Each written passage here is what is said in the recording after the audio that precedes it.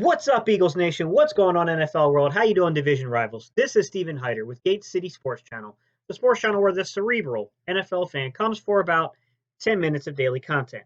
What's up, guys? How's everybody doing? Look, we're heading towards the end of the week. We got football on the horizon. I know times they're a little rough right now. We're not exactly happy with the status of this Eagles season so far, but you know what? Sunday is an opportunity because to me, yeah, if you get into the playoffs, like everyone has a shot, don't get me wrong. But if you can beat a team like Seattle, which I don't think Seattle's this juggernaut, I think it's going to be difficult just because I think Russell Wilson is a special type of talent. But I do think that we can win a football game against Seattle. And I think what winning a football game against Seattle proves to the Eagles is that, you know what? We've beaten Green Bay. We've beaten Seattle. If you can get us into, if we can find our way into the playoffs, we're good enough to actually go on a run, even with the lack of weapons we have. And that's what I think this game is going to show us. Because if we lose the Seattle game and then we go on that long run because we get healthy and we beat Dallas and we find a way because Dallas just basically drops the ball and hands the division to the Eagles, there's still going to be that lingering pain behind it all of how good is this team, and is this just a team that's going to get dismantled in the playoffs, or is this a team that, if it gets healthy, is going to be good? And that's, I think this game here today can show us what the makeup of this team is. All right, guys, today's video, I'm going to preview this Seattle versus Philadelphia football game, guys. All right, let's get to it. Now here's Coleman working behind Juszczyk, and with that block.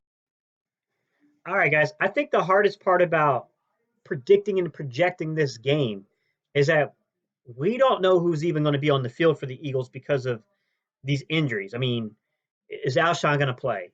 Is Jordan Howard going to get cleared for contact? I think the minute Jordan Howard's cleared for contact, he's going to play.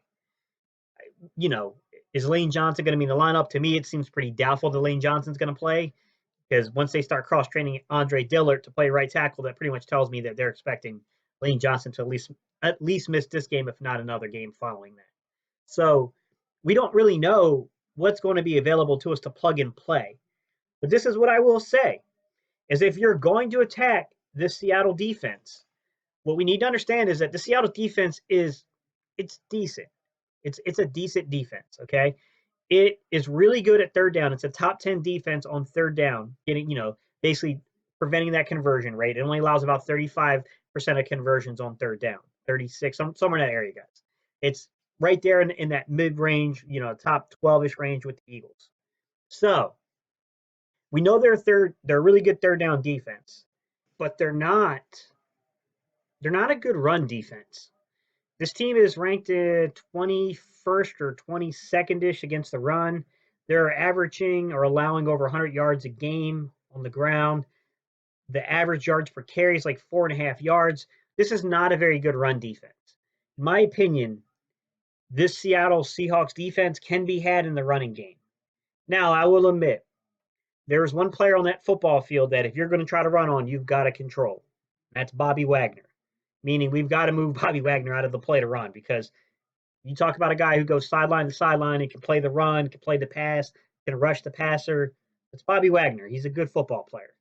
However, statistically speaking, and watching some film and seeing the way that Tevin Coleman and other backs have gashed them, I do think that we have an opportunity here with Miles Sanders. Hopefully Jordan Howard, but worst case scenario, if Jordan Howard's not a go, at least we do have a short yardage back in Jay Ajayi. But hopefully we do get the go-ahead that Jordan Howard's going to play. He's cleared for contact, and we can get back into what makes this team respectable in the offensive side of the game. So first key to me would be we've got to block. We've got to put a helmet on a helmet. We've got to win the line of scrimmage battle and push what is a smaller Seattle Seahawks defensive line off the line of scrimmage. Because generally speaking, when I'm watching film, this is what I've seen recently from Seattle.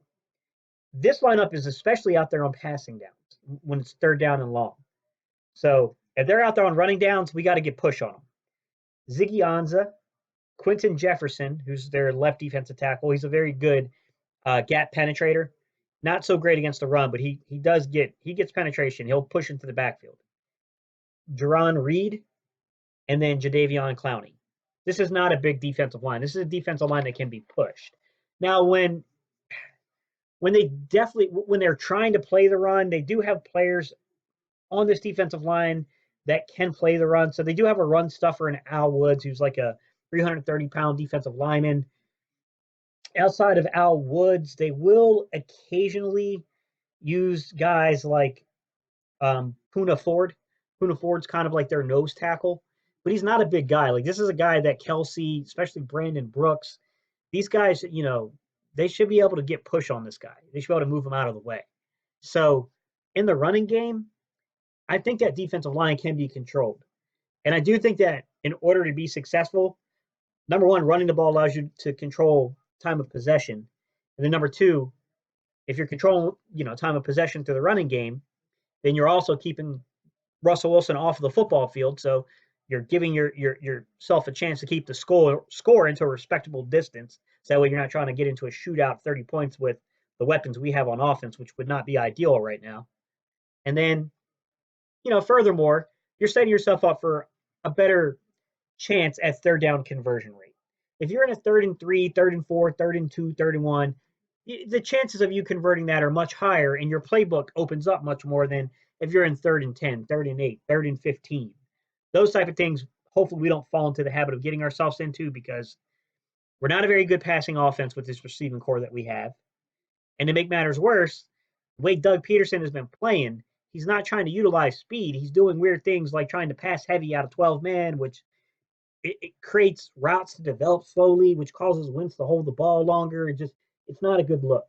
So running the ball to me will be key, controlling the line of scrimmage, having a decent, respectable running game, which then should open up things like play action, RPOs, quick timing routes, things that can help us get the ball out of Wentz's hands faster. 3rd and 10. Here's Garoppolo with time over. One thing I noticed on film, guys, is that if you put yourself in 3rd and 5 or longer situations with the Seattle Seahawks defense, they really do like to pin their ear backs to come after you, but they do some interesting things. So in this particular play, this is very early on in the football game. It's 3rd and 10. This is basically like the first drive of the football game for the 49ers. And what you see here is Seattle going into a cover 1 man-to-man concept, showing an A-gap blitz pressure package, right? They got KJ Wright, who's over the defensive right, offensive left A-gap, and then they have Bobby Wagner over the defensive left, offensive right A-gap, okay? A-gap just means the space that's between the guard and the center, guys. So they're giving you this look that they're going to bring pressure right up the A-gap. Think Minnesota Vikings, guys. But in reality, what I've noticed on film, and every defensive coordinator will add a wrinkle, so they might be showing this and they might pull it back against the Eagles depending on what they see about us on film. But if I'm Carson Wentz and I'm Doug Pederson, if I start seeing KJ Wright creep up like he's going to blitz in that, A-gap zone, I got a little suspicion that this is really just a man-to-man concept, and they're really and honestly just going to drop back 6 to 7 defenders in coverage. More than likely, they're going to drop back seven defenders in coverage. They might send an extra man on a blitz there. In this particular situation, they give you the look like they're going to give you an A gap blitz, but in reality, what ends up happening is KJ Wright drops back and he's covering the tight end in a man coverage system, and then Bobby Wagner is dropping back and he's covering the running back in a man concept. So where the real trickery is going to be is on the defensive line, because they're going to run double TE stunts. Okay, double TE stunts. So basically the way that TE stunt's going to work, guys, is that on one side of the stunt, you're going to get Ziggy Ansah and Jerron Reed running a stunt together. And on the other side of the line, you're going to get Quentin Jefferson and Jadeveon Clowney running the stunt together. So that's really the pressure. To be honest with you, San Francisco does a good job of picking it up. Pretty easy conversion. Garoppolo, plenty of time, and it is in. Okay, guys, once again, early in the first quarter. I still believe this is the same exact drive, if I'm not mistaken. I didn't really take the note there, but I'm pretty sure it's the same drive. It's just the second series of third down there in that drive. There ends up being a 3rd and 5. And what's interesting is how Seattle now approaches this pressure package. So instead of doing a TE stunt this time, they run more of a joker concept. So in joker concept is basically the way they like to run it is they'll stand up they'll basically what they're going to do is they'll stand up. So joker position is when your defensive end or like a rush linebacker is in a standing up position. No, their hands aren't in the dirt, basically.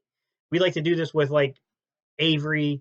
You'll see us do it sometimes with Barnett. Like we definitely like to run these type of pressure packages as well.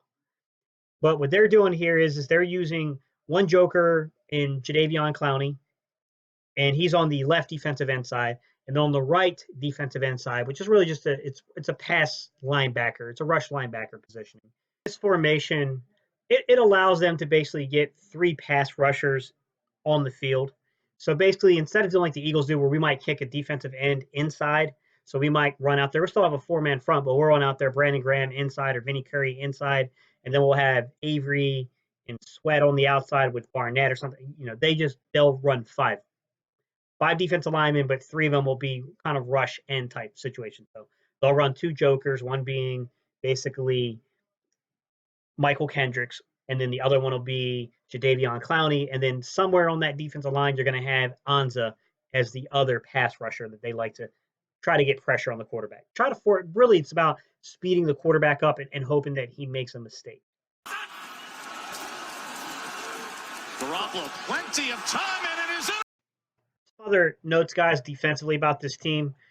No way around this, guys, but Quadre Diggs, the guy they recently traded for, Quadre Diggs is the safety that only plays free, so he's normally their deep safety in these man-to-man cover one concepts. Listen, this game's going to have a lot of controversy that surrounds it just because of moves that a lot of our fan base is going to feel that the Eagles should have made. The claiming of Josh Gordon, which I'm about to get into that side of things. Trade-in of Jadeveon Clowney, who was really received for a very low price. This team's still going even after signing Josh Gordon off the waiver wire, after trading for Jadeveon Clowney at the beginning of the year, after trading for Quadre Diggs during the trade deadline. Like, they were definitely way more active than the Eagles, who were pretty much outside of Jannard Avery and bringing back Matthews, really didn't make any moves outside of those things. So that's going to be part of the storyline, guys. There's no avoiding that part. But nonetheless, this is what we got. This is what we're playing. So I'm going to flip this over, guys, and we're going to talk about the Seattle Seahawks offense.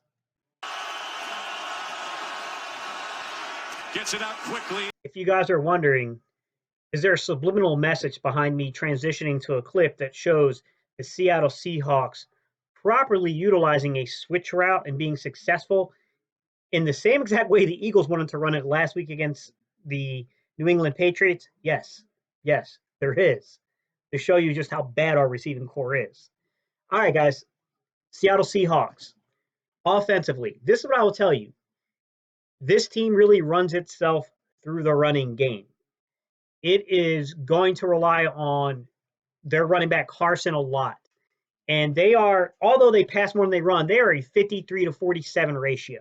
So they're more balanced than even the Eagles really are, to be honest. They're like right there how the Eagles are when we're operating the way we're supposed to operate, right?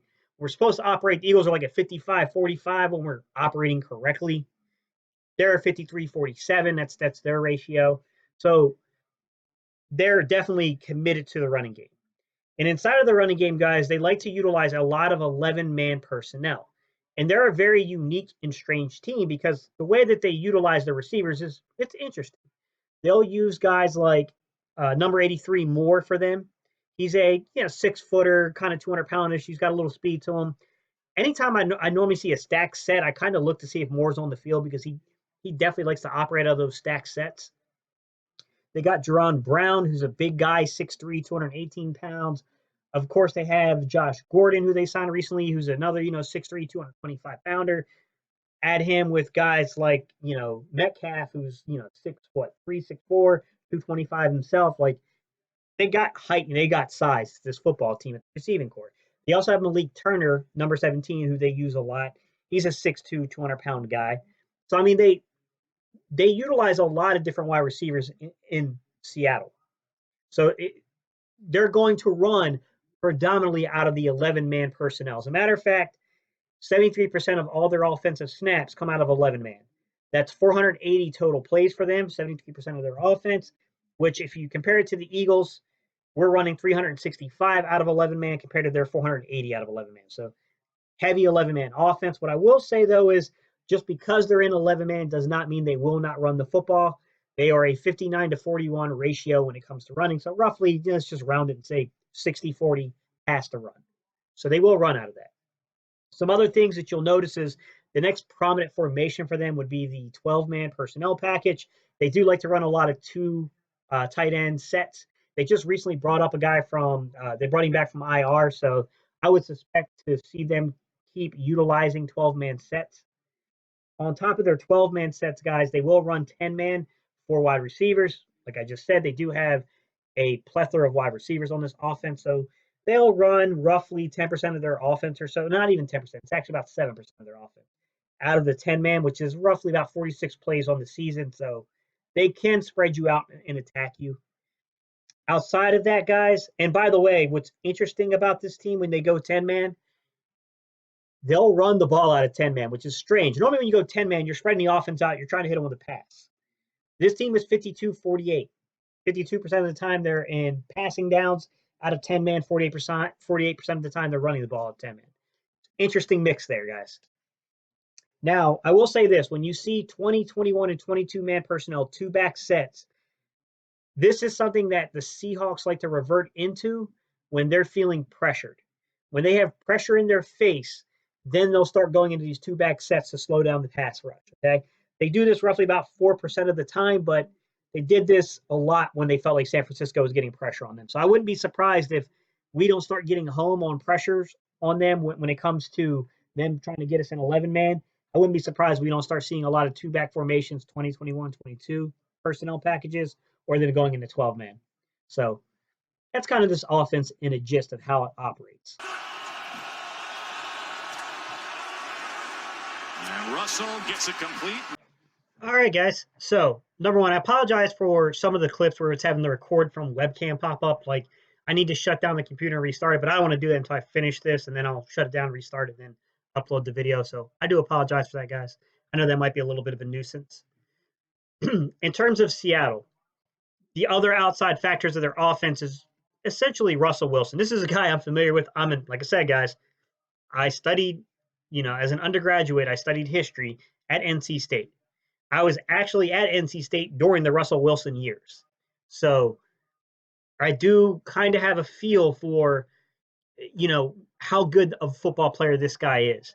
I watched him as a freshman step in. I think he was a redshirt freshman technically, but I watched him his freshman season that he played step into a game where he had to come in.